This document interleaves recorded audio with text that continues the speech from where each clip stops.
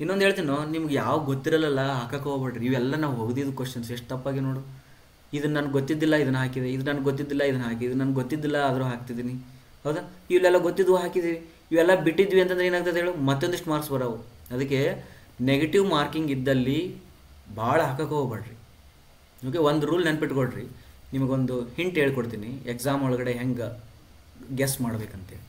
Okay, see what is the probability of making the correct answer here? 25%. Because 4ರೊಳಗಡೆ ಒಂದು answer ಅಂತೂ ಪಕ್ಕ ಇದ್ದೇ ಇರ್ತದೆ. 4ರೊಳಗೆ ಒಂದು ಆನ್ಸರ್ ಪಕ್ಕ ಇತ್ತಂದಮೇಲೆ probability of ticking the correct answer is ಎಷ್ಟು? 25%. What is the probability of passing marks ಎಷ್ಟೈತೆ ನಿಮ್ಮದು? 40% ಐತಲ್ಲ, 40% ಐತಲ್ಲ. ಪ್ರೊಬ್ಯಾಬಿಲಿಟಿ ಆಫ್ ಪಾಸಿಂಗು 40% ಐತಂದರೆ ನೀನು ಪ್ರೊಬ್ಯಾಬಿಲಿಟಿ ಆಫ್ ಇದು ಟಿಕ್ಕಿಂಗ್ 25% ತೊಗೊಂತಿದ್ರೆ ನೀನು ನೆವರ್ ಕ್ವಾಲಿಫೈ. ಯಾವುದೇ ಕ್ವಶನನ್ನು ಕೂಡ 4 ಆಪ್ಷನ್ ಇನ್ಫಾರ್ಮೇಷನ್ ಗೊತ್ತಿಲ್ಲ ಅಂದರೆ ಬಿಟ್ಬಿಡು. 4 ಆಪ್ಷನ್ ಇನ್ಫಾರ್ಮೇಷನ್ ಗೊತ್ತಿಲ್ಲ ಅಂದರೆ ಬಿಟ್ಬಿಡು. ಓಕೆ, ಒಂದು. ಎರಡನೇದು, 4 ಆಪ್ಷನ್ಸ್ ಒಳಗಡೆ A B C D 4 options ಒಳಗಡೆ ನಿನಗೇನಾದರೂ ಒಂದು ಆಪ್ಷನ್ ಸಾಧ್ಯನೇ ಇಲ್ಲ, ತಪ್ಪೇ ಇದು, ನನಗೆ 100% ಗೊತ್ತೈತಿ ಅಂದರೆ ತೆಗೆದುಬಿಡು. Then what is the probability of ticking the right answer? 33% ಆಗುತ್ತೆ. 33%. ಬಟ್ ಪಾಸಿಂಗ್ ಪರ್ಸೆಂಟೇಜ್ ಎಷ್ಟೈತಿ? 40%. ಬಟ್ ಹಿಂಗಾದರೂ ಕೂಡ ನೀವು ಒಂದು ಕ್ವಶನ್ ಒಂದು ಆಪ್ಷನನ್ನು ತೆಗೆದು ಹೋಗಿದ್ರೂ ಕೂಡ ನೀ ಏನದ, you are not in the passing. Therefore ಹಿಂಗಿದ್ರೂ ಕೂಡ never answer that question, never answer that question. ರೈಟಾ? ನೆಕ್ಸ್ಟ್, ನೀ ಏನಾದರೂ ಆ 4 ಆಪ್ಷನ್ ಒಳಗಡೆ 2 ಆಪ್ಷನನ್ನು ಸಕ್ಸಸ್ಫುಲ್ಲಿ ನೀ 2 ಆಪ್ಷನ್ಸನ್ನು ತೆಗಿಯೋ ಅರ್ಹತೆ ನಿನಗಿತ್ತಂದರೆ ನೀನು ಟಿಕ್ಕಿಂಗ್ ದ ರೈಟ್ ಆನ್ಸರ್ ಎಷ್ಟು ಬರ್ತದೆ? 50% ಬರ್ತದೆ. Now don't miss that question. ಆ ಕ್ವಶನ್ ಒಳಗಡೆ 2 ಆಪ್ಷನ್ ಗೊತ್ತಿದ್ವು ಅಂದ್ರೆ ಹಾಕು. ಅದು ತಪ್ಪಾದರೂ ಪರವಾಗಿಲ್ಲ, ನೆಗೆಟಿವ್ ಮಾರ್ಕಿಂಗ್ ಆದರೂ ಪರವಾಗಿಲ್ಲ, ಇಂಥ ರಿಸ್ಕನ್ನ ತಗೋ. ಬಟ್ ಯಾವತ್ತೂ ಕೂಡ ಒಂದು ಬಿಟ್ಟು ಅಥವಾ 4 ಗೊತ್ತಿಲ್ಲ ಅಂಥ ರಿಸ್ಕನ್ನು ತೊಗೊಳಕ್ಕೆ ಹೋಗ್ಬೇಡ. ನಾನು ಮಾಡಿರ್ತಕ್ಕಂಥ ತಪ್ಪೇನೆಂದರೆ ಇವೇನು ರೌಂಡ್ ಹಾಕಿರ್ತೀನಲ್ಲ, ರೌಂಡ್ ಹಾಕಿದಾಗ ನಾನು ಬಿಟ್ಬಿಟ್ಟಿರ್ತೀನಿ ಅವನ್ನ. ಹೌದಾ? ವಾಪಸ್ ಬಂದಾಗ ಒಂದು ರೌಂಡ್ ಹೋಗಿರ್ತೀನಿ ಮುಂದಕ್ಕೆ, ವಾಪಸ್ ಬಂದು ಅವ್ನು ಬಿಡ್ಬೇಕಂತೇಳಿ. ಬಟ್ ಇಲ್ಲಿ ಏನು ಮಾಡಿರ್ತೀನಿ ಅಂತಂದರೆ, ಇಲ್ಲಿ ಏನೋ ಒಂದು ಲಾಜಿಕ್ ಯೂಸ್ ಮಾಡಿ 2 ಆಪ್ಷನ್ ತೆಗೆದು ಒಂದು ಹಾಕಿರ್ತೀನಿ. ನಾ ಇಲ್ಲಿ ರಿಸ್ಕ್ ತೊಗೊಂಡಿನಿ, ಅವೆಲ್ಲ ರಿಸ್ಕ್ ಫೇಲ್ ಆಗ್ಯಾವ. ಬಟ್ ಕೆಲವು ಕಡೆಗೆ ಅವು ರಿಸ್ಕ್ ಎಲ್ಲ ಸರಿಯಾಗ್ಯಾವ. ಅರ್ಥಾಯ್ತಾ? Therefore risk is always risk only. ಹೌದಾ? That's why you always evaluate in this way. 2 ಆಪ್ಷನ್ಸ್ನ ತೆಗಿಯಕ್ಕೆ ಬರ್ತಿತ್ತು ಅಂದ್ರೆ ಮಾತ್ರ ರಿಸ್ಕ್ ತೊಗೊಂಡು, ಗೊತ್ತಿಲ್ಲ ಅಂದ್ರೂ ಆಪ್ಷನ್ ಟಿಕ್ ಮಾಡು. 3 ಆಪ್ಷನ್ಸ್ ಗೊತ್ತಿದ್ವು, 1 ಗೊತ್ತಿಲ್ಲ ಅಂದ್ರೂ ಟಿಕ್ ಮಾಡಬೇಡ. 4 ಗೊತ್ತಿಲ್ಲ ಅಂದ್ರೂ ಟಿಕ್ ಮಾಡಲೇಬೇಡ. ಬಿಕಾಸ್ ನೀ ಪಾಸೇ ಆಗಂಗಿಲ್ಲ, ಡೆಫಿನೆಟ್ಲಿ ಪಾಸ್ ಆಗಂಗಿಲ್ಲ. ಓಕೆ, ರೈಟಾ? ನಾವು ಓಕೆ, ಈಗ ಇಷ್ಟು ಸಾಕಿದು. ಈ ವಿಡಿಯೋದಲ್ಲಿ ಇಷ್ಟು ಸಾಕು. 20 ಕ್ವಶನ್ಸ್ ಆಗಿದಾವ. ನೆಕ್ಸ್ಟ್ ವಿಡಿಯೋ ಕಂಟಿನ್ಯೂ ಮಾಡೋಣ. ಮತ್ತೆ ಚಾ ಕುಡಿ ಬರ್ರಿ, ಮತ್ತೆ ಕಂಟಿನ್ಯೂ ಮಾಡೋಣ. ಓಕೆ, ಸೊ ಭಾಳ ಡೀಪಾಗಿ ಹೋಗ್ತಿದ್ದೀನಿ. Don't get bored. ರೈಟಾ? Welcome you all. Previous questions 40 questions ಆಗಿದ್ದು. ಈ 41ನೇ question. The soils transported by river and streams. Rivers ಮತ್ತು ಸ್ಟ್ರೀಮ್ಸ್ ಒಳಗಾಗಿದೆ ಅಂದ್ರೆ ಅದಕ್ಕೆ ಅಲ್ಲುವಿಯಲ್ ಸಾಯಿಲ್ ಅಂತ ಕರೀತಾರೆ. ಓಕೆ, ಗ್ಲೇಸಿಯರ್ ಸಾಯಿಲ್ ಐತಂದ್ರೆ ಸಾಯಿಲ್ ಟ್ರಾನ್ಸ್ಪೋರ್ಟೆಡ್ ಬೈ. ಈ ಗ್ಲೇಸಿಯರ್ ಆನ್ಸರ್ ಆಗಬೇಕಿತ್ತಂದ್ರೆ ಏನು ಮಾಡಬೇಕಿತ್ತು ನಾನು? ಇಲ್ಲಿ ಏನು ಬರಬೇಕಿತ್ತು? ಸಾಯಿಲ್ ಟ್ರಾನ್ಸ್ಪೋರ್ಟೆಡ್ ಅನ್ನಂಗಿಲ್ಲ, ಸಾಯಿಲ್ ಟ್ರಾನ್ಸ್ಪೋರ್ಟೆಡ್ ಬೈ ಇದೇನದು ಗ್ಲೇಸಿಯರ್ ಡ್ರಿಫ್ಟ್ ಅಂದಾಗ ಗ್ಲೇಸಿಯರ್ ಸಾಯಿಲ್ಸ್ ಅಂದ ಐಸ್. ಓಕೆ, ಅಲ್ಲಿ ಲಕೋಸ್ಟ್ರೇನ್ ಕರೆಕ್ಟಾಗಿ ಆನ್ಸರ್ ಆಗಬೇಕಿತ್ತಂದ್ರೆ ಏನು ಮಾಡಬೇಕು? ಸಾಯಿಲ್ ಬಿಲೋ ದ ಲೇಕ್ಸ್ ಅಂತ ಬರ್ದಿದ್ದೆ ಅಂದ್ರೆ ಲ್ಯಾಕೋಸ್ಟ್ರೀನ್ ಕರೆಕ್ಟ್ ಆಗ್ತಿದ್ದೆ. ಸಾಯಿಲ್ ಟ್ರಾನ್ಸ್ಪೋರ್ಟೆಡ್ ಬೈ ವಿಂಡ್ ಅಂತ ಬರ್ದಿದ್ದೆ ಅಂತಂದ್ರೆ ಅದಕ್ಕೆ ಎವಲಿನ್ ಕರೆಕ್ಟ್ ಆಗಿತ್ತು. ಬಟ್ ಇಲ್ಲಿ ಸಾಯಿಲ್ ಟ್ರಾನ್ಸ್ಪೋರ್ಟೆಡ್ ಬೈ ವಾಟರ್ ಅಥವಾ ಸ್ಟ್ರೀಮ್ಸ್ ಅಥವಾ ರಿವರ್ಸ್ ಅಂತ ಬರ್ದಾನಂದ್ರೆ ಅಲ್ಲುವಿಯಲ್ ಸಾಯಿಲ್ ಅಂತ ಅರ್ಥ. ಅರ್ಥದ? Among the clay minerals the one which have maximum swelling tendency ಯಾವುದು ಅಂತಂದ್ರೆ ಮೌಂಟ್ ಮಾರ್ನೋಲೈಟ್. ಓಕೆ, ಇದೇ ಕ್ವಶನ್ ಬೇರೆ ಮಾಡಿಕೊಡ್ಲಿ. Among the clay minerals what is the minimum swelling tendency? minimum or no swelling tendency ಅಂದ್ರೆ ಯಾವುದಪ್ಪ? minimum or no swelling tendency ಅಂದ್ರೆ ಕಾವಲ್ನೈಟ್. Maximum swelling tendency ಅಂದ್ರೆ Mount ಮಾರ್ನೋಲೈಟ್. ಹ್ಯಾಲುಸೈಟ್ ಏನೈತಿಲ್ಲ ಇದೊಂದು ಸ್ವಲ್ಪ ಇಲ್ಲೈಟಿಗೆ ಇದು. ಮಾಡ್ರೇಟ್ ಅಂತಂದ್ರೆ ಮ್ಯಾಕ್ಸಿಮಮ್ ಅಲ್ಲ ಮಿನಿಮಮ್ ಅಲ್ಲ ಅಂದ್ರೆ ಇಲ್ಲೈಟ್. ನೆನ್ಪಿಟ್ಕೊಡ್ರಿ ಹೆಂಗಂದ್ರೆ ಮೌಂಟ್ ಮಾರ್ನೋಲೈಟ್ ನೆನ್ಪಿರ್ತದೆ. ಕಾವಲ್ನೈಟ್ ಐತಲ್ಲ, ಕಾವಲ್ನೈಟ್ ಕಲ್ಲು ಇದು ಕಲ್ಲು ಇದ್ದಂಗೆ ಅಂತ.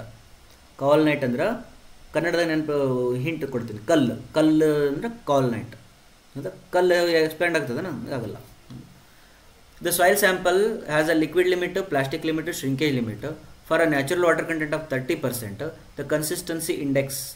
ಓಕೆ, ಒಂದನೇ ಕ್ವಶನ್ ಪೇಪರ್ ನೀವು ಸಾಲ್ವ್ ಮಾಡ್ಕೊಂಡು ಬಂದಿದ್ರಿ ಅಂದರೆ ಒಂದನೇ ಕ್ವಶನ್ ಪೇಪರ್ ಒಳಗೆ ಇಂಥದ್ದೇ ಒಂದು ಸೇಮ್ ಕ್ವಶನ್ ಸಾಲ್ವ್ ಮಾಡಿವಿ. ಅಲ್ಲಿ ನಾನು ನಿಮ್ಗೆ ಹೇಳಿದ್ದೀನಿ ಏನಂತಂದ್ರೆ ಡಿನಾಮಿನೇಟರ್ ಒಳಗಡೆ ಪ್ಲಾಸ್ಟಿಸಿಟಿ ಇಂಡೆಕ್ಸ್ ಅಂತ ಫಿಕ್ಸ್ ಇರ್ತದ, ಮೇಲ್ಗಡೆ ಕನ್ಸಿಸ್ಟೆನ್ಸಿ ಇಂಡೆಕ್ಸು ಮತ್ತು ಲಿಕ್ವಿಡಿಟಿ ಇಂಡೆಕ್ಸು ಇಬ್ಬರು ಬ್ರದರ್ಸ್ ಇವರು. Liquidity index, consistency index. Liquidity index ಒಳಗಡೆ ಲಿಕ್ವಿಡ್ ಲಿಮಿಟ್ ಇರಲ್ಲ, ಹಿಂಟ್ ಕೊಟ್ಟಿದ್ದೀನಿ. ಹಂಗಾರೆ ಕನ್ಸಿಸ್ಟೆನ್ಸಿ ಲಿಮಿಟ್ ಒಳಗಡೆ ಕನ್ಸಿಸ್ಟೆನ್ಸಿ ಇರ್ತದೆ, ಲಿಕ್ವಿಡ್ ಲಿಮಿಟ್ ಇರ್ತದೆ, ಅದನ್ನು ಹಿಂಟ್ ಕೊಟ್ಟಿನಿ. ದೇರ್ ಫಾರ್ ಲಿಕ್ವಿಡ್ ಲಿಮಿಟ್ ಈ minus natural water content divided by IP, that is your 45, 30, 45, 20. The answer is 75. Correct? Next, the constant head permeability test is used for coarse grained. ಇದೊಂದು ನೆನ್ಪಿಟ್ಕೊಡ್ರಿ. Constant head test, constant head starts with C ಅಲ್ಲ, C alphabet, therefore coarse grained. Falling head test starts for F means fine grained. ಇದು hint ಇದೆ, ಹಿಂಗೆ ನೆನ್ಪಿಟ್ಕೊಡ್ರಿ. Constant head ಅಂತಂದನಂದ್ರೆ coarse grained, falling head ಅಂದಿದ್ರೆ fine grained. Falling ಹೆಡ್ಗೆ ಇನ್ನೊಂದು ಹೆಸರು ವೇರಿಯೇಬಲ್ ಹೆಡ್ ಅಂತಾರೆ. ವೇರಿಯೇಬಲ್ ಹೆಡ್ ಸರ್, ಮತ್ತು ವೇರಿಯೇಬಲ್ ಹೆಡ್ ವಿ ಇಂದ ಸ್ಟಾರ್ಟ್ ಆಗೈತಲ್ರಿ ಅಂತ ಅನ್ನೋಕೆ ಹೋಗ್ಬೇಡ, ಇದನ್ನ ನಾನು ಲಾಜಿಕ್ ಹೇಳಕತ್ತೀನಿ ಮರ, ಕ್ವಶನ್ ಕೇಳಬೇಡ ಅಂತಲ್ಲ. Next 45th. As per IS 2720 part 7, the free drop recommended 2.6 kg hammer used in the standard Proctor test ಎಷ್ಟೈತೆ ಅಂದ್ರೆ 310 mm fall. ಅಕಸ್ಮಾತಾಗಿ ಇದನ್ನು ನಾ ಏನಾದರೂ 2.6 kg ಅನ್ನೋ ಬದಲು ಬೇರೆ ಕೋಡ್ ಕೊಟ್ಟು ಪಾರ್ಟ್ 8 ಐ ಥಿಂಕ್ ಅದನ್ನೇನಾರು ಕೊಟ್ಟು 4.6 kg ಅಥವಾ 4.5 kg ಹ್ಯಾಮರ್ ಅಂತ ಹೇಳಿದ್ರೆ ಏನಾಕಿತ್ತು ಆನ್ಸರು? ಅದಕ್ಕೆ 450 mm ಆಕೈತಿ. 450 mm ಡ್ರಾಪ್ ಆಕೈತಿ. ಇದಕ್ಕೆ ಹೆವಿ ಕಾಂಪ್ಯಾಕ್ಷನ್ ಅಂತಾರೆ. ಈಗ ಅವಾಗ ಕೊಟ್ಟಿರೋದು ಲೈಟ್ ಕಾಂಪ್ಯಾಕ್ಷನ್ ಒಳಗೆ 310 mm ಇರ್ತದೆ. ಓಕೆನಾ? Next, the effective stress parameter of soil C' 10 kPa, 5' 30 degree, then the shear strength on plane within the saturated soil mass at a point where total stress is this much and pore water pressure this much. First ನಾವೇನು ಮಾಡೋಣ ಅಂತಂದರೆ, ಏನು ಕೇಳೋಣವ ಅದನ್ನ ಯೋಚನೆ ಮಾಡೋಣ. Stress ಕೇಳೋಣ, ಇಲ್ಲಿ ನೋಡಿದ್ರೆ ಏನಂತ ಸ್ಟ್ರೆಸ್ ಕೇಳೋಣ. ದೆನ್ ದ ಶಿಯರ್ ಸ್ಟ್ರೆಂತ್ ಕೇಳಿದಾನ, ಶಿಯರ್ ಸ್ಟ್ರೆಂತು ಕೇಳಿದ, ಟೋ ಕೇಳಿದ.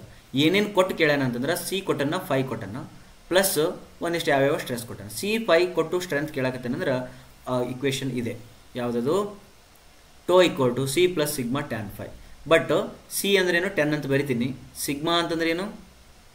ಸಿಗ್ಮಾ ಅಂತಂದರೆ ಇಲ್ಲಿ ನೋಡಬೇಕು. ಸಿಗ್ಮಾ ಅಂದರೆ normal stress, but normal stress ಕೊಟ್ಟನ, ಓಕೆ, ನಾರ್ಮಲ್ ಸ್ಟ್ರೆಸ್ 30 ಕೊಟ್ಟನ, ಬಟ್ ಅದ್ರ ಜೊತೆಗೆ ಪೋರ್ ವಾಟರ್ ಪ್ರೆಷರ್ ಕೊಟ್ಟನ. ಈಗ ನಾನು 2 ಆಪ್ಷನ್ಸ್ ಬರ್ತವೆ ಇದರೊಳಗೆ. ಈ ಕ್ವಶನನ್ನು ನೀವು ಈ ರೀತಿ ಸಾಲ್ವ್ ಮಾಡ್ಕೋಬೋದು. ಏನಂದ್ರೆ sigma tau equal to sigma C plus sigma tan 5 ಅಂತೇಳಿ. ಓಕೆನಾ? ಈಗ ಇವ ಏನು ಕೊಟ್ಟಂದ್ರೆ C' ಈಕ್ವಲ್ ಟು 10 ಅಂತ ಕೊಟ್ಟ, 5' ಈಕ್ವಲ್ ಟು 30 ಡಿಗ್ರಿ ಕೊಟ್ಟ. ಈ C' 5' ಕೊಟ್ಟನಂದಮೇಲೆ ನೀವು ಏನು ಮಾಡ್ಬೇಕಂದ್ರೆ ಇದನ್ನು 5' ಸಿಗ್ಮಾ ಡ್ಯಾಶ್ ಮಾಡಬೇಕು, ಇದನ್ನ 5' ಮಾಡಬೇಕು, ಇದನ್ನ C' ಮಾಡಬೇಕು. ಅವಾಗ ಇದರಲ್ಲಿ 10 ಬರೀತಿದ್ದಿ. ಮತ್ತು what is this sigma dash ಅಂತಂದ್ರೆ sigma dash equal to sigma minus pore water pressure, that is your 300 minus 150 ಅಂತ ಬರೀತಿದ್ದಿ. Then it is a tan 30 degree ಬರ್ಕೊತೀವಿ. ಕರೆಕ್ಟಾ? ಅಕಸ್ಮಾತ್ ಇದೇ ಸೇಮ್ ಪ್ರಾಬ್ಲಮ್ಮು C' ಕೊಟ್ಟಿದ್ದಿಲ್ಲ ಬರೀ C ಕೊಟ್ಟಿದ್ದ, 5' ಕೊಟ್ಟಿದ್ದಿಲ್ಲ ಬರೀ 5 ಕೊಟ್ಟಿದ್ದ ಅಂದರೆ ಅವಾಗ ನೀವು ಇದನ್ನು ಬರೀ ಸಿಗ್ಮಾ ಬರೀಬೇಕು. ಅಂಥ ಸಮಯದೊಳಗಡೆ tau equal to 10 in plus 300 tan 5 ಆಗ್ತದೆ, ಟ್ಯಾನ್ 30 ಆಗ್ತದೆ. ಆ 150 ಏನು ಡಾಟಾ ಕೊಟ್ಟಿದ್ನಲ್ಲ ಅದು ಅಡಿಷ್ನಲ್ ಡಾಟಾ, ಅದನ್ನ ಇಗ್ನೋರ್ ಮಾಡಬೇಕಾಗ್ತದೆ. ಅಡಿಷ್ನಲ್ ಡಾಟಾ ಇಗ್ನೋರ್ ಮಾಡಬೇಕಾಗ್ತದೆ. ಬಟ್ ಇಲ್ಲಿ ಇಗ್ನೋರ್ ಮಾಡಬಾರ್ದು, ಯಾಕಂದ್ರೆ ಅವು ಎರಡೂ ಕಡೆಗೆ ಏನು ಕೇಳೋಣ, ಎಫೆಕ್ಟಿವ್ ಕೊಟ್ಟಿರೋದ್ರಿಂದ ಎಫೆಕ್ಟಿವ್ ಸ್ಟ್ರೆಸ್ ಹಾಕಿ ಆನ್ಸರ್ ತರಿಸಿದ್ರೆ ನಿನಗೆ 96.6 ಬರ್ತದೆ. ಇಲ್ಲೂ ಭಾಳ ಕಷ್ಟಪಟ್ಟಿನಿ ದೋಸ್ತ, ಹಾಂ, ಆದ್ರೆ ಸ್ವಲ್ಪ ಇದ್ರೊಳಗೆ ಸಕ್ಸಸ್ ಸಿಕ್ಕದ. ಇದು ಆಗಿದ್ದನ್ನು ಮಾನಸಿಕ ಆಗ್ತಿದ್ವಿ ನಾವು. ನೋಡಿಲ್ಲಿ ಇದು ಏನೋ ಮಾಡಿ 150 ಬರದೆ, ಇದು 10 ಬರದೆ. ಟ್ಯಾನ್ 30 ಅಂದರೆ ಏನು ಗೊತ್ತೇ ಇಲ್ಲ ನಮಗೆ, ನೆನಪೇ ಇಟ್ಟಿಲ್ಲ. ಟ್ಯಾನ್ 30 ಅಂದರೆ ಟ್ಯಾನ್ 30 ಇದಕ್ಕೆ ಎಷ್ಟು ಬರ್ತದೆ ಅಂತೇಳಿ ಎಲ್ಲ ಯೋಚನೆ ಮಾಡಿದೆ ನಾವು. ಫಸ್ಟ್ ಸೈನ್ಗೆ ಬರದೆ, ಸೈನ್ 0 ಅಂದರೆ ಎಷ್ಟು, ಸೈನ್ 30 ಅಂದರೆ ಎಷ್ಟು, ಸೈನ್ 45, ಸೈನ್ 60 ನೆನಪಿಲ್ಲ. ಮತ್ತು ಏನು ಮಾಡಲಿ, ಎಕ್ಸಾಮ್ನೊಳಗೆ ಬರೆದು ಎಲ್ಲ ಮಾಡಿ 1/√3 ಅಂತ ಬಂತು. 1/√3 ಬಂದ ಮೇಲೆ ಈಗ √3 ತೆಗಿಬೇಕಲ್ಲ. ಈಗ 1/√3 √3 ಏನು ತೆಗಿಬೇಕು ಈಗ ನಾವು? ಅದಕ್ಕೆ ಏನೇನೋ ಮಾಡ್ಕೊಂಡು ಬಂದು ಯಾವುದೋ ಒಂದು ಲಾಜಿಕ್ ಯೂಸ್ ಮಾಡ್ಕೊ ಅಂತ ಬಂದು ಲಾಸ್ಟಿಗೆ ಅದೊಂದು 0.57 ಅಂತೇನೋ ಬಂತದು. 0.7 0.58 0.57 ಇಂಟರ್ಪ್ರಿಟೇಷನ್ ಬಂತದೆ. 0.5 ಕರೆಕ್ಟ್ ಆಗ್ತದೆ ಆನ್ಸರ್. 0.58 ಅಂತ ತೊಗೊಂಡು ಈ 150 ಮಲ್ಟಿಪ್ಲೈ ಮಾಡಿಕೊಂಡೆ, ಅಥವಾ ಇಲ್ಲಿ √3 ಏನೇನೋ ಮಾಡಿಕೊಂಡು ಇಲ್ಲಿ ತೊಗೊಂಬಂದು 96 ಪಾಯಿಂಟ್ ಸಮಥಿಂಗ್ ಬಂದಂಗೆ ಆಯ್ತು. ಭಾಳ ಡೇಂಜರ್ ಏನೋ ನೋಡಿಲ್ಲಿ, 101 ಕೊಟ್ಟಣ್ಣ, ಹೌದಾ, 105.5 ಕೊಟ್ಟಣ್ಣ. ಈ ರೀತಿ ಸಮೀಪ ಇರ್ತಕ್ಕಂಥ ಕ್ವಶನ್ಸ್ ಕೊಟ್ಟಿರ್ತದೆ, ಇದು ಆಪ್ಷನ್ಸ್ ಕೊಟ್ಟಿರೋದ್ರಿಂದ ಭಾಳ ಹುಷಾರಾಗಿ ಹಾಕಬೇಕು, ರೈಟಾ. But this is the right answer. Next, the Boussinesq influence factor for determine the intensity of vertical pressure directly below the point load on its axial loading. ನೋಡೋ, ಇದು ರಿಪೀಟೆಡ್ ಕ್ವಶನ್. ನಾ already previous question paper solve ಮಾಡೀನಿ, ಅದರೊಳಗಡೆ ಒಂದು ಬಾಸಿನಿಸ್ಕ್ ಮೇಲೆ ಒಂದು problem ಮಾಡೀನಿ. ನೀ ಅದನ್ನು ಅಲ್ಲಿ ಬೈ ಹಾರ್ಟ್ ಮಾಡ್ಕೊಂಡಿದ್ದೆ ಅಂದರೆ ಇದು ರಿಪೀಟೆಡ್ ಕ್ವಶನ್. ಏನು ಹೇಳು, 3q divided by 2πz square into 1 divided by 1 plus r/z whole square to the power 3/2. ಇದರೊಳಗಡೆ ಬಿಲೋ ದ ಪಾಯಿಂಟ್ ಲೋಡ್ ಅಂತ ನಂದು, ಇದಕ್ಕೋಸ್ಕರ r = 0 ಆಗ್ತದೆ, ಇದಿಷ್ಟು ಹೋಗ್ತದೆ, 1/1 1 ಆಗ್ತದೆ, then 1 to the power of 3/2 1 ಆಗ್ತದೆ. ದೇರ್ಫೋರ್ ಇದೆಲ್ಲ ಕ್ಯಾನ್ಸಲ್ ಆಗ್ತದೆ. ಆವಾಗ 3 ಡಿವೈಡೆಡ್ ಬೈ 2π ಏನಾಗ್ತದೆ ಆನ್ಸರು? ನಿನ್ಗೆ ಗೊತ್ತಿತ್ತು ಅಂದರೆ ಓಕೆ, ಇಲ್ಲ ಅಂದರೆ ಬೈ ಹಾರ್ಟ್ ಹಾಕಿರ್ಬೇಕು. ಇದಂತೂ ಬೈ ಹಾರ್ಟ್ ಹಾಕಿರ್ಬೇಕು, ಇದನ್ನ ಇಷ್ಟೆಲ್ಲ ಮಾಡ್ಕೊಂಡು ಕುಂದ್ರಬಾರ್ದು. 2 ಇಂಟು π ಆನ್ಸರ್ ಬರ್ತದೆ 0.477. ಇದು ನೀವು ಬೈ ಹಾರ್ಟ್ ಹಾಕಿದ್ರೆ ಭಾಳ ಚಲೋ. ಓಕೆ, ನಾವಂತೂ ಬೈ ಹಾರ್ಟ್ ಹಾಕಿವಿ, ಹಿಂಗೇನು ಮಾಡಿಲ್ಲ ನಾವು. Okay, next, the coefficient of friction between the concrete and soil. Coefficient of friction between the concrete and soil ಎಷ್ಟು? ಅದನ್ನು ನೆನಪಿಟ್ಕೊಳ್ಳೋದು 0.3 to 0.35. Next, in order to obtain good quality undisturbed soil, the area ratio of the sampling tube should be, ಅದು less than 10% ಅಂತ answer ಐತಿ. ನಾ ಇಲ್ಲಿ ನೋಡಿದೆ, ಇವು ಯಾವ ಲೆಸ್ ದ್ಯಾನ್ 10% ಇಲ್ಲ, therefore 8% is the right answer. Next, if a hard rock strata is at a greater depth then the feasible economical pile type ಎಷ್ಟಂತ ಕೇಳಿದಾರೆ. ಭಾಳ ಚೆನ್ನಾಗಿದೆ. ಹಾರ್ಡ್ ರಾಕ್ ಎಲ್ಲದಂತ, hard rock strata is at a greater depth ಅಂತ. ಅಂದರೆ ನೀನು ಇಲ್ಲಿ foundation ಮನಿ ಏನೋ ಕಟ್ಬೇಕಂತ ಮಾಡಿದಿ, ಇದ್ರದ್ದು ಹಾರ್ಡ್ ಸ್ಟ್ರಾಟಾ ನೀನು ಇಲ್ಲಿ ಸಿಗಾಕತ್ತೈತೆ ಅಂದ್ರೆ ಭಾಳ ಗ್ರೇಟರ್ ಡೆಪ್ತ್ ಒಳಗೈತೆ. ಹಂಗಾರೆ ನೀವು ಪೈಲ್ ಫೌಂಡೇಶನ್ ಹಾಕ್ಬೇಕಂತಂದ್ರೆ ಪೈಲನ್ನು ನೀನು ಎಂಡ್ ಬೇರಿಂಗ್ ಪೈಲ್ ಹಾಕಕ್ಕೆ ಬರೋಂಗಿಲ್ಲ. You cannot put the end bearing pile, because end bearing ಪೈಲಿಗೆ ಎಂಡ್ ಸಿಗವಲ್ತು ನಿನಗೆ. ಅಂದಾಗ ನೀ ಏನು ಮಾಡ್ಬೇಕೀಗ, ಫ್ರಿಕ್ಷನ್ ಪೈಲ್ನ ಹಾಕೋದು ನಿನಗೆ ವಾಸಿ. ಓಕೆ, ಫ್ರಿಕ್ಷನ್ ಪೈಲ್ ಹಾಕ್ಬೇಕು. ಈ ಫ್ರಿಕ್ಷನ್ ಪೈಲ್ದ ಕರೆಕ್ಟ್ ಆನ್ಸರ್ ಇಲ್ಲ, ಇದನ್ನು ಕರೆಕ್ಟಾಗಿ ಬಂದಿನ ಅಲ್ಲಿ. ಫ್ರಿಕ್ಷನ್ ಪೈಲ್ ಹಾಕ್ಬೇಕು. ಫ್ರಿಕ್ಷನ್ ಪೈಲ್ ಹಾಕಬೇಕು ಒಂದು. ಎರಡನೇದು ಇನ್ನೊಂದು ಇಂಪಾರ್ಟೆಂಟ್, ಬ್ಯಾಟರ್ ಫೈಲ್ ಹಾಕ್ಬೇಕು. ಬ್ಯಾಟರ್ ಪೈಲ್ ಅಂತಂದ್ರೆ ನಿಮ್ಗೆ ಗೊತ್ತಿಲ್ಲ, ಒಂದು ಸ್ವಲ್ಪ ಹಿಂಗೆ ಇನ್ಕ್ಲೈನ್ಡ್ ಪೈಲ್ಸ್ ಇರ್ತವೆ. ಅವಶ್ಯಕತೆ ಇಲ್ಲ, ಇದ್ರ ಬಗ್ಗೆ ಓವರ್ ಥಿಂಕ್ ಮಾಡೋ ಅವಶ್ಯಕತೆ ಇಲ್ಲ, ಹೌದಾ. ಬಟ್ ಅವಾಯ್ಡ್ ಮಾಡು. ಫ್ರಿಕ್ಷನ್ ಪೈಲ್ ಐತಲ್ಲ, ಬ್ಯಾಟರ್ ಪೈಲ್ ಅವಾಯ್ಡ್ ಮಾಡು. ಬಟ್ ಅಂಡರ್ ರೀಮ್ಡ್ ಪೈಲನ್ನು ನಾನು ಇದ್ರ ಕಾಂಪಿಟೇಟರ್ ಆಗಿ ಯೂಸ್ ಮಾಡ್ತೀನಿ. ಅಂಡರ್ ರೀಮ್ಡ್ ಪೈಲ್ ಅಂತಂದ್ರೆ ನಿನಗೆ ಎಂಡೆ ಸಿಗವಲ್ತು ಅಂತಂದ್ರೆ ನೀ ಆ ಪೈಲ್ ತೊಗೊಂಬಂದು ಏನು ಮಾಡು, ಹಿಂಗೆ ಅಂಡರ್ ರೀಮ್ಡ್ ಅಂತೇಳಿ ಹಿಂಗೆ ಮಾಡ್ಕೊತೀವಿ. ಹಿಂಗೆ ಮಾಡ್ಕೊಂಡಿದ್ದಿ ಅಂತಂದ್ರೆ ಇದು ಅಂಡರ್ ರೀಮ್ಡ್ ಪೈಲ್ಸ್ ಅಂತ ಹೇಳ್ತಾರೆ. Then out of friction pile and under reamed pile ಒಳಗಡೆ ಎರಡರೊಳಗಡೆ ಏನಾಗ್ತದೆ, ಕನ್ಫ್ಯೂಷನ್ ಆಗ್ತದೆ. ಎರಡು ಕರೆಕ್ಟ್ ಆನ್ಸರ್ ಅನ್ನೋ ಚಾನ್ಸಸ್ಸೂ ಬರ್ತದೆ. ಬಟ್ ಅಪ್ರಾಪ್ರಿಯೇಟ್ ಆನ್ಸರ್ ಅಂತ ಕೇಳಿದಾಗ ಫ್ರಿಕ್ಷನ್ ಬೇಕು. ಯಾಕಂದ್ರೆ ಅಂಡರ್ ರೀಮ್ಡ್ ಹಾಕಿ ಫ್ರಿಕ್ಷನ್ ಇರಲಿಲ್ಲ ಅಂದ್ರೆ ಏನು ಮಾಡ್ತೀವಿ? ಯಾಕಂದ್ರೆ ಫ್ರಿಕ್ಷನ್ನೂ ಆಗಬೇಕು, ಅಂಡರ್ ರೀಮೂ ಇರಬೇಕು, ಅಂದಾಗ ಮಾತ್ರ ನೀವು ಯೂಸ್ ಮಾಡ್ತೀವಿ. ಅಂದರೆ under reamed pile also, if it is a greater depth then that also acts as a friction pile. Therefore friction pile is a somewhat right answer. What is the purpose of the preliminary investigation of soil? Soil ಎದಕ್ಕೆ investigate ಮಾಡ್ಬೇಕು ನಾವು? To classify different type of foundation. ಫಸ್ಟಿಗೆ ಅಲ್ಲ, preliminary ಅಂತ ಕೇಳ ನಾವು. ಹಾಗಾಗಿ directly ಫೌಂಡೇಶನ್ಗೆ ಹೋಗ್ಬಾರ್ದು. To understand the different type of footing. ಫೌಂಡೇಶನ್ಗೆ ಹೋಗ್ಬಾರ್ದು, ನಮ್ಮ ಫುಟಿಂಗಿಗೂ ಹೋಗ್ಬಾರ್ದು. To gather the information about the soil condition at site. Correct ಐತೆ, ಗ್ಯಾದರ್ ಮಾಡ್ಬೇಕಷ್ಟೇ ನಾವು. Analyse the bearing capacity of the soil. ಹೌದು, ಇದಾದಮೇಲೆ ಓಕೆ, ನಾವು ಸಾಯಿಲ್ ಇನ್ವೆಸ್ಟಿಗೇಷನ್ ಮಾಡೋದು, ಪ್ರಿಲಿಮಿನರಿ ಇನ್ವೆಸ್ಟಿಗೇಷನ್ ಮಾಡೋದನ್ನೇ to analyse the bearing capacity of soil. This is the right answer. But ಯಾವಾಗ C ಅದನ್ನಲ್ಲ, ಸೊ ಸಿ ಮತ್ತು ಡಿ ಎರಡು ಆಪ್ಷನ್ ಇದ್ದಾಗ ನೀನು ಸಿ ಆಪ್ಷನ್ ಟಿಕ್ ಮಾಡ್ಕೋ, ಇದು ಸೆಕೆಂಡ್ರಿ ಆಗ್ತದೆ. Okay, what is the function of balcony? Balcony ಅದು ಕೊಡ್ತಾರಪ್ಪ ಚಾ ಕುಡಿಯಾಕ, ಮೊದಲ provide the outdoor seating area, support arch, constructing the canopy, providing a stable structure. ಎಲ್ಲ ಕರೆಕ್ಟ್. ಬಾಲ್ಕನಿ ಯಾರು ಕೊಡ್ತಾರೆ? ಸಾವುಕಾರ ಕೊಡ್ತಾರೆ. ಸಾವುಕಾರ ಯಾವುದು ಕೊಡ್ತಾರೆ? ಸೀಟಿಂಗ್ ಏರಿಯಾ ನೋಡಕ್ಕೆ. ರೈಟಾ? What are the advantages of prefabricated techniques? Prefabricated ಅಂದರೆ ಎಲ್ಲೋ ಮಳೆ ಆಗಿದೆ ಎಂದು ತಂಗಾಳಿಯು ಬೀಸಿದೆ ಏನೈತಿಲ್ಲ ಅದು ಹಂಗಲ್ಲ, ಎಲ್ಲೋ ಕನ್ಸ್ಟ್ರಕ್ಟ್ ಮಾಡಿಕೊಂಡು ಅದನ್ನು ತೊಗೊಂಡು ಬಂದು ಇಲ್ಲಿ ಮನೆ ಕಟ್ಟೋದು. ಅರ್ಥದ? ಅದು ಮಾಡೋದ್ರಿಂದ ಅದಕ್ಕೆ ಪ್ರೀ ಫ್ಯಾಬ್ರಿಕೇಟೆಡ್ ಅಂದ್ರೆ ನೀನು ಅಲ್ಲೇ ಫ್ಯಾಬ್ರಿಕೇಟ್ ಮಾಡ್ಕೋ, ಇಲ್ಲಿ ತೊಗೊಂಬಂದು ಜೋಡಿಸ್ಬಿಡು ಅಂತ. Reduce the construction time and cost, absolutely right. Limited design option, ಇದು ಕರೆಕ್ಟ್ ಅಲ್ಲ. ಲಿಮಿಟೆಡ್ ಡಿಸೈನ್ ಆಪ್ಷನ್ ಇರ್ತದೆ. ನೀನು 1 ಸ್ಟೋರಿ ಬಿಲ್ಡಿಂಗ್ 2 ಸ್ಟೋರಿ ಬಿಲ್ಡಿಂಗ್ ಅಂತಂದರೆ ನೀವು ಒಂದು ಸ್ವಲ್ಪ ಇಂತಿಷ್ಟ ಮಂದಿ ಇಷ್ಟ ಸ್ಟ್ಯಾಂಡರ್ಡ್ ಹೇಳಿದ್ರೆ ತಂದುಬಿಡ್ತಾರೆ ಅವರು. ಇದು ನಾವು question mark ಒಳಗಿಡೋಣ.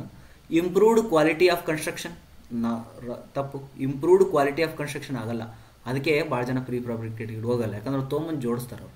Increase construction time and cost, ಸಾಧ್ಯನೇ ಇಲ್ಲ. ಇದು ಡೆಡ್ ಅಪೋಸಿಟ್ ಐತೆ. ಈಗ ಲಿಮಿಟೆಡ್ ಡಿಸೈನ್ ಆಪ್ಷನ್ಸ್ ಅಂತ ಇವು ಎರಡೂ ಕಂಪೇರ್ ಮಾಡಿದ್ರೆ ಪ್ರೀ ಫ್ಯಾಬ್ರಿಕೇಟ್ ಮಾಡೋದೇ ಏನಂತಂದ್ರೆ ಇದರ ಅರ್ಥ. ಮತ್ತು ಲಿಮಿಟೆಡ್ ಅಂತಂದ್ರೆ ಅವ್ರೇನು ಡಿಸೈನನ್ನು ಯೂಸ ಮಾಡಿರಲ್ಲ, ಪ್ರಿನ್ಸಿಪಲ್ಸ್ ಯೂಸ್ ಮಾಡಿರ್ತಾರೆ. They also use the design principles but reduce the construction time and cost the right answer. Then in formwork what does RCC stands for? ನಾನು ನಿಮಗೊಂದು ಜೋಕ್ ಮಾಡಿದ್ದೆ ಗೊತ್ತಾ ಒಂದು ಕ್ವಶನ್ ಒಳಗಡೆ. ಏನು ಹೇಳು, ನಮ್ಮ ಹುಡುಗರಿಗೆ if in ABCD which is the first alphabet ಅಂತ ಕೇಳಿದ್ರೆ ನಮ್ಮ ಹುಡುಗರು ಏನು ಮಾಡ್ತಾವೆ, ABCD ಅಂತ ಬರಿತಾವೆ. ಹಿಂಗೊಂದು ಜೋಕ್ ಮಾಡಿದ್ದಿಲ್ಲ, ಆ ಜೋಕಿಗೆ ಜೀಲಿ ಅಪ್ನಿ ಜಿಂದಗಿ ಅದಲ್ಲ, ಸಿಮ್ರನ್ ಜೀಲಿ ಅಪ್ನಿ ಜಿಂದಗಿ. ಇನ್ ಫಾರ್ಮರ್ಕ್ ಆಟ ಅಲ್ವ ಮರ, ಎಲ್ಲ RCC ಒಳಗಡೆ. What does RCC stands for? Reinforced cement concrete.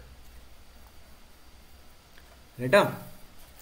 Next, which methods are used to take out quantities and cost in engineering? ಇದಕ್ಕೆ ಎಸ್ಟಿಮೇಷನ್ ಅಂತಾರಲ್ಲ, ಕ್ವಾಂಟಿಟೀಸ್ ಕ್ಯಾಲ್ಕುಲೇಟ್ ಮಾಡೋದು ಮತ್ತು ಅದಕ್ಕೆ ಕಾಸ್ಟ್ ತೆಗೆಯೋದಂದ್ರೆ ಅದಕ್ಕೆ ಎಸ್ಟಿಮೇಷನ್ ಅಂತಾರೆ. ಎಸ್ಟಿಮೇಷನನ್ನು ಡಿಫೈನ್ ಮಾಡೋದಕ್ಕೆ ನಿಮಗೆ B ಆಪ್ಷನ್ ಒಂದೇ ಐತಿ. ಓಕೆ, ಇದನ್ನು ನೀವು ಹಾಕ್ಬೋದು. ಅರ್ಥ? ಈ ಕ್ವಶನ್ ಐತಲ್ಲ, ನಾನು ಬಿಟ್ಟು ಬಂದೀನಿ ನೋಡಿ. ಈ ಕ್ವಶನ್ ನಾನು ಏನು ಮಾಡಿದ್ದೀನಿ, ಬಿಟ್ಟು ಬಂದೀನಿ. ಯಾಕಂದರೆ 1ನೇ ಕ್ವಶನ್ ಓದಿದೆ, ನಾನು ಎಲ್ಲೂ ಓದಿದ್ದು ನೆನಪಿಲ್ಲ. 2ನೇ ಕ್ವಶನ್ ಓದಿದೆ, ಅದನ್ನು ಓದಿದ ತಕ್ಷಣ ಇದಕ್ಕೂ ರಿಲೇಟ್ ಮಾಡ್ಬೋದು ನಾನು, ಬಟ್ ಡೈರೆಕ್ಟಾಗಿ ರಿಲೇಟ್ ಮಾಡೋಕ್ಕೆ ನನಗೆ ಆಪ್ಷನ್ ಸಿಗಲಿಲ್ಲ. Then RCC frame structure with flat sloped RCC roofs ಅಂತ, abstract methods to taking the quantities of costs ಅಂತ ಇವೆಲ್ಲ ಹಾಕಿದೆ ನಾನು. ನನಗೆ ಇನ್ನೊಂದು ಡೌಟ್ ಏನು ಬಂತಂದ್ರೆ, ಕ್ವಾಂಟಿಟೀಸ್ ಆ್ಯಂಡ್ ಕಾಸ್ಟ್ಸ್ ಅಂತ ಬರ್ದನ ಅಂತ ಏನೇನೋ ಒಂದು ಯೋಚನೆ ಮಾಡಿ ಇದನ್ನು ತಪ್ಪಾಗಿದೆ. ಇದನ್ನು ನಾನು ತೆಗೆದೆ ನೋಡಿ, ದೇವ್ರು ನನ್ನನ್ನು ಸೇವ್ ಮಾಡಿದೆ. ಇದನ್ನು ತೆಗೆದ ತಕ್ಷಣ ನಾನು ಇವು ಮೂರರೊಳಗಡೆ ಯಾವುದನ್ನು ತೆಗಿಬೇಕು, ಯಾವುದಾದ್ರೂ ಒಂದು ಆಪ್ಷನನ್ನು ನಾನು ರಿಮೂವ್ ಮಾಡಬೇಕು. ಯಾವ ಆಪ್ಷನನ್ನು ನಾನು ರಿಮೂವ್ ಮಾಡೋಕ್ಕೆ ನನ್ನ ಹತ್ರ ನಾಲೆಜ್ ಇಲ್ಲ.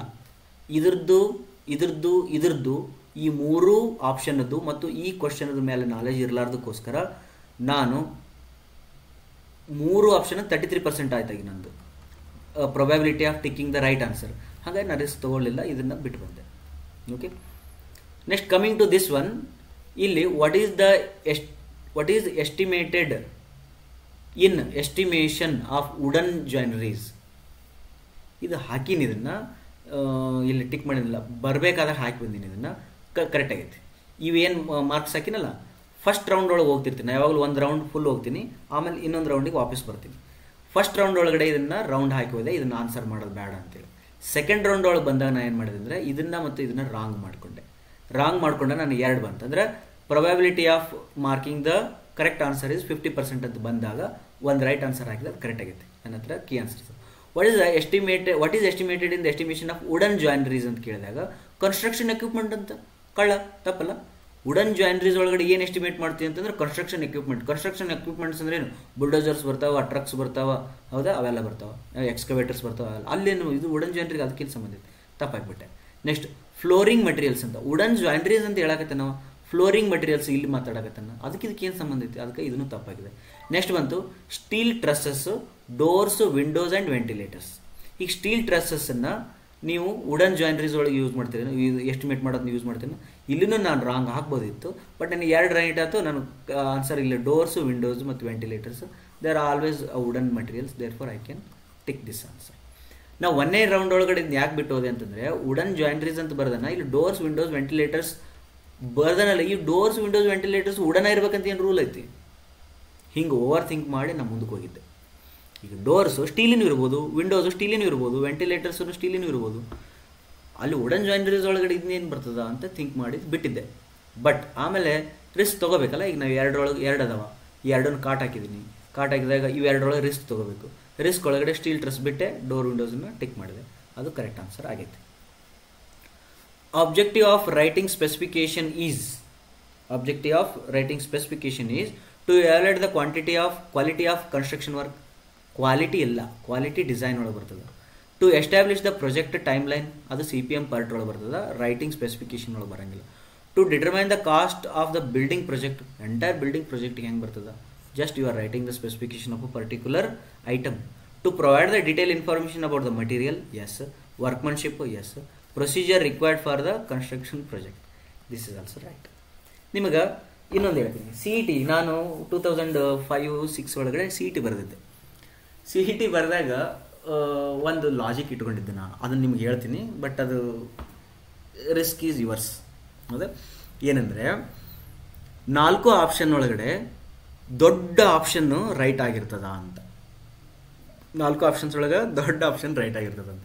ಯಾಕಂದ್ರೆ ನಂದು ಲಾಜಿಕ್ ಏನಂತಂದರೆ, ಈ ಕ್ವಶನ್ ಪೇಪರ್ ಸೆಟ್ ಮಾಡಿದವ ಇಷ್ಟು ದೊಡ್ಡ ಕ್ವಶನ್ಸನ್ನು ಟೈಪ್ ಮಾಡ್ತಾನೆ, ಪ್ಲಸ್ ಅಥವಾ ಪ್ರೊಫೆಸರ್ ನಿಮಗೆ ಇದನ್ನು ಬರೆದು ಕಳಿಸ್ತಾರೆ ಅಂತ ತಿಳ್ಕೊಂಡು, ನೋಟ್ಬುಕ್ ಒಳಗೆ ಬರೆದು ಕಳಿಸ್ತಾರಂದ್ರೆ, ಈ ಕ್ವಶನಿಗೆ ಇಷ್ಟು ದೊಡ್ಡ ಆನ್ಸರ್ ಬರೆದು ಅದನ್ನು ತಪ್ಪು ಮಾಡೋಕೆ ಅವನೇನು ಹುಚ್ಚನ ಅಂತ ನನ್ನ ಲಾಜಿಕ್. ಹಾಗಾಗಿ ನಿಮ್ಗೆ 4 ಆಪ್ಷನ್ಸ್ ತಿಳಿಲಿಲ್ಲ, ಒಂದು ಆಪ್ಷನ್ ದೊಡ್ಡದಿತ್ತು ಅಂತಂದ್ರೆ you take my risk. But fail ಆದರೆ ಮತ್ತೆ ನಮ್ಮನಿಗೆ ಓಡಿ ಬರ್ಬಿಟ್ರೆ, ಸರ್ ನೀವು ಹೇಳಿದ್ರಿ ನಿಮ್ಮಂಗೆ ಮಾಡಿದ್ದೀರಿ, ನಂದು 100 ಮಾರ್ಕ್ಸ್ ಒಳಗಡೆ ಈ ಸತಿ ಈ ಆಗ್ಯದ ಹೋಗೈತೆ ನೋಡ್ರಿ ಸರ್ ಅಂತಂದ್ರಿ, ನಾ ಈ ವಿಡಿಯೋ ತೋರಿಸ್ತೀನಿ. ಓಕೆ, ಟೇಕ್ ಯುವರ್ ರಿಸ್ಕ್ ಅಂತೇಳಿ. ಅದೇ ನಾವು ಸುಮ್ಮನೆ ಏನೋ ಒಂದು ಹೇಳ್ತಿರ್ತೀವಿ, ಅದನ್ನು ನೀವು ಮಾಡೋದು ಬಿಡೋದು ನಿಮಗೆ ಬಿಡ್ತೀವಿ. Which type of work does the rate of, ಇದು ಹೆಂಗೆ ಗೊತ್ತೇನೋ, ಯಾವಾಗಲೂ ನೆನ್ಪಿಟ್ಕೊಳ್ರಿ, ನಾ ಹೇಳುವ ಹಿಂಟ್ಸ್ಗಳು ಪ್ರೊಬ್ಯಾಬಿಲಿಟಿ 30%, 33%, 50% ಅವೆಲ್ಲ ಪ್ರೊಬ್ಯಾಬಿಲಿಟಿಗಳು. ಈ ರೀತಿ ದೊಡ್ಡ ಕ್ವಶನ್ಸ್ದು ಇದು ಗೆಸ್ಸು ಅಥವಾ ಇವೆಲ್ಲ ಹಿಂಟ್ಸ್ ಯಾವಾಗ ಹೋಗುತ್ತನ, ನೀವು ಒಂದು ಲೆವೆಲ್ ಒಳಗಡೆ ಕ್ವಾಲಿಫೈ ಆಗ್ತಿದ್ರಿ ಅಂತಂದ್ರೆ ನನ್ನ ಯಾವ ಮಾತನ್ನು ನಂಬಬಾಡ್ರಿ. ನನ್ನ ಯಾವ ಮಾತುಗಳನ್ನು ನಂಬ್ರಿ ಅಂತಂದ್ರೆ, ಟೆಕ್ನಿಕಲ್ ರೀಸನ್ಸ್ ಕೊಟ್ಟು ಕರೆಕ್ಟಾಗಿ ಆಪ್ಷನ್ಸನ್ನ ಎಂಟ್ರಿ ಮಾಡೋದು ಹೇಳಿರ್ತೀನಲ್ಲ, ಅವನ್ನ ಮಾತ್ರ ನೀವು ನಂಬ್ರಿ. ಅರ್ಥಾಯ್ತಾ?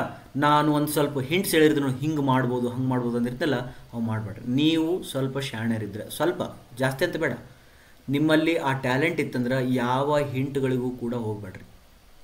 ನಾನು ಹೇಳುವ ಪ್ರತಿಯೊಂದು ಹಿಂಟ್ಗಳು ಅಥವಾ ಈ ರೀತಿ ಏನು probability of ticking the answers ಏನದವಲ್ಲ, ಇವುಗಳು ಯಾರಿಗೆ ಅಂತಂದ್ರೆ ಇನ್ನೇನು ಸಾಯ್ತೀನಪ್ಪ ಅನ್ನೋರಿಗೆ. ಅಂದರೆ ನಾವಂತೂ ಕ್ವಾಲಿಫೈ ಆಗಲ್ರಿ ಸರ, ಏನು ಮಾಡಬೇಕು, ಅಥವಾ ಸರ ಒಂದು 20 ಅಷ್ಟೇ ಬರ್ತಿದ್ವು ರೀ ನಮ್ಗೆ, 100 ಕ್ವಶನ್ಸ್ ಒಳಗಡೆ ಒಂದು 20-30 ಕ್ವಶನ್ಸ್ ಅಷ್ಟೇ ನನಗೆ ಕನ್ಫರ್ಮ್ ಇದ್ದವು, ಮತ್ತು 20-30 ಕ್ವಶನ್ಸನ್ನ ಅಷ್ಟೇ ಹಾಕಿ ಬಂದ ನಂತರ ನಾನು ಫೇಲ್ ಆಗೇತೀನಿ, ಮತ್ತು ಹಂಗಾಗಿ ನಾವು ಸ್ವಲ್ಪ ರಿಸ್ಕ್ ತೊಗೋಬೇಕ್ರಿ ಸರ್ ಅಂದಾಗ, ಅಂಥ ರಿಸ್ಕ್ ತೊಗೊಳೋ ಹುಡುಗು ಇಂಥವು ಮಾಡಿರಿ. ಅರ್ಥಾಯ್ತಾ? ನೀವೊಂದು 50-60 ಮಾರ್ಕ್ಸ್ ಕರೆಕ್ಟ್ ಆಗಿಬಿಟ್ಟಿದ್ದಿ, 50 ಅಥವಾ 60 ಮಾರ್ಕ್ಸು ಸರಿ ಮಾಡ್ಕೊಂಬಿಟ್ಟಿದ್ದಿ, ಅದಾದಮೇಲೆ ನಾನು ನಿನಗೆ ನೆನಪಾಗಬಾರ್ದು, ನಮ್ಮ ಇವೆಲ್ಲ ಟ್ರಿಕ್ಸ್ಗಳು ನಿನಗೆ ನೆನಪಾಗಬಾರ್ದು.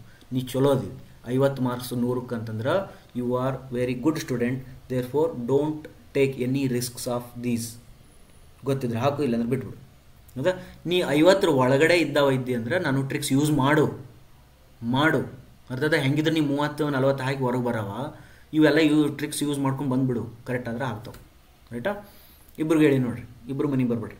Which type of work does the rate of earth work in a different type of soil refers to? Rate of earth work ಅಂದ್ರೆ ಮಣ್ಣನ್ನು ಎಕ್ಸ್ಕವೇಷನ್ ಅಂತ ಅರ್ಥ ಅದು. Okay, construction of underground utilities, installation of earth retaining structures, ಇದು ಅಂತ ಅಲ್ವೇ ಅಲ್ಲ. Okay, installation of earth retaining works ಈಗ ಅರ್ತ್ ವರ್ಕ್ ಅಂತ ಬರೋಂಗಿಲ್ಲ, ಅದು ಅರ್ತ್ ಪ್ರೆಷರ್ ಅಂತ ಹುಡುಗ ಕನ್ಫ್ಯೂಸ್ ಮಾಡ್ಕೊಂಡಿರ್ತಾನೆ, ಅವನಿಗೆ ಕನ್ಫ್ಯೂಸ್ ಮಾಡೋಕೆ ಇವ್ರು ಇಂಥ ಕ್ವಶನ್ ತೆಗೆದಾರೆ. Excavation and back filling of soil in various conditions, this is 100% right ಅನ್ಸಕತ್ತದ. ಇದು ಒಂದನೇದನ್ನು ನಾನು ಕ್ವಶನ್ ಮಾರ್ಕೊಳಗಿರ್ತೀನಿ. Landscaping and gardening work, landscaping ಮತ್ತು ಗಾರ್ಡನಿಂಗ್ ವರ್ಕಿಗೆ ಲೆವೆಲಿಂಗ್ ಮಾಡ್ತಿದ್ವಿ, ಅಥವಾ ಟ್ರೆಂಚ್ ಅವೇನದ ಲಾಸ್ಟಿಗೆ ಸ್ಕಾರ್ಪಿಂಗ್ ಅವೆಲ್ಲ ಮಾಡಿಕೊಂಡು ಹೊರಗ್ಬಿಡ್ತೀವಿ, ಅದರೊಳಗೆ ಅರ್ತ್ ವರ್ಕ್ ಮಾಡೋಂಗಿಲ್ಲ. Therefore this is a wrong answer. ನೋಡಿ, ಈಗ 50% ಹೋದಲ್ಲ, ಇದು ರಾಂಗ್ ಆಯ್ತು, ಇದು ರಾಂಗ್ ಆಯಿತು. ಈಗ ನನಗೆ ಇದು ಮತ್ತು ಇವು 2 ಆಪ್ಷನ್ಸ್ ಬಿದ್ದು. ಈ 2 ಇದಕ್ಕೆ ಯಾಕೆ ಡೌಟ್ ಇಟ್ಟನ? ಕನ್ಸ್ಟ್ರಕ್ಷನ್ ಆಫ್ ಅಂಡರ್ಗ್ರೌಂಡ್ ಯುಟಿಲಿಟೀಸ್ ಅಂತ. ಅಂಡರ್ಗ್ರೌಂಡ್ ಯುಟಿಲಿಟೀಸ್ ಅಂತಂದ್ರೆ ಅಂಡರ್ಗ್ರೌಂಡ್ ಒಳಗಡೆ ಯಾವಾರ ಒಂದು ಕನ್ಸ್ಟ್ರಕ್ಷನ್ ಮಾಡ್ತಿದ್ದೆ ಅಂದರೆ ನೀ ಅಲ್ಲಿ ಅರ್ತ್ ವರ್ಕ್ ಮಾಡಬೇಕು, ಬಿಕಾಸ್ ನೀ ಅಷ್ಟು ಸಾಯಿಲನ್ನು ಎಕ್ಸ್ಕವೇಟ್ ಮಾಡಬೇಕು. ಬಟ್ ಇದಕ್ಕಿಂತ ಆಪ್ಷನ್ ಇದು ಚಲೋ ಐತಲ್ಲ, ಅವನೇ ಹೇಳಿಬಿಟ್ಟನ, excavation and back filling of soil. ಹಂಗೆ ಹೇಳಿರೋದ್ರಿಂದ I will go to the C option. Okay, next, which method is used for the estimation of storm flow in the design of storm water drains? ಅದು rational methods. ಇದು ಯಾವುದಿದು? AIR divided by 360 ಅಂತ ಒಂದೈತೆ ನೋಡಿ, Q = ಇದು ಇಲ್ಲೂ use ಆಗ್ತದೆ, ಎಲ್ಲಿ ಹೈಡ್ರಾಲಜಿ ಒಳಗೂ ಯೂಸ್ ಆಗ್ತದೆ. ಪ್ಲಸ್ ವಾಟರ್ ಸಪ್ಲೈ ಒಳಗಡೆ ವೆಟ್ ವೆದರ್ ಫ್ಲೋ ಅಂತೇಳಿ, quantity of wet weather flow for sewage, sewers, ಅಲ್ಲಿನೂ ಕೂಡ ಇದು ಯೂಸ್ ಆಗ್ತದೆ. ಅದು ರ್ಯಾಷನಲ್ ಮೆಥಡ್ ಅಂತ ಯೂಸ್ ಮಾಡ್ತಾರೆ. ನಿಮ್ಗೊಂದು ವಿಷಯ ಗೊತ್ತು, what is this estimation? Estimation ಅಂದ್ರೆ ಏನು? ಎಸ್ಟಿಮೇಷನ್ ಅನ್ನೋ ವರ್ಡು ನನ್ನ ಪ್ರಕಾರ ಕನ್ನಡದಿಂದ ಬಂದೈತಿ. ಹೆಂಗಂದರೆ, ಈಗ ಸ್ಟೀಲ್ ಎಷ್ಟು, ಕಾಂಕ್ರೀಟ್ ಎಷ್ಟು, ಸಿಮೆಂಟ್ ಎಷ್ಟು, ಹೌದಾ, ಮತ್ತೇನು ಅದ್ರದ್ದು ಅರ್ಥವರ್ಕ್ ಎಷ್ಟು, ಸರ್ಫೇಸ್ ಎಷ್ಟು, ಪ್ಲಾಸ್ಟ್ರಿಂಗ್ ಎಷ್ಟು ಎಷ್ಟು ಎಷ್ಟು ಎಷ್ಟು ಎಷ್ಟು ಅಂತ ಕೇಳ್ತಾರಲ್ಲ. ದೇರ್ ಫೋರ್ ಆಸ್ಕಿಂಗ್ ಎಷ್ಟು ಎಷ್ಟು ಈಸ್ ಕಾಲ್ಡ್ ಆಸ್ ಎಸ್ಟಿಮೇಷನ್. ಆಮೇಲೆ ಎಸ್ಟಿಮೇಷನ್ ಅಂತ ಮತ್ತೆ ಇನ್ನು ಬರ್ಕೊಂಡು ಇಟ್ಕೊಂಡ್ರಿ, ನೋಟ್ಸ್ ಗಿಟ್ಸ್ ಮಾಡಿದ್ದೀರಿ, ಕೇಳಿ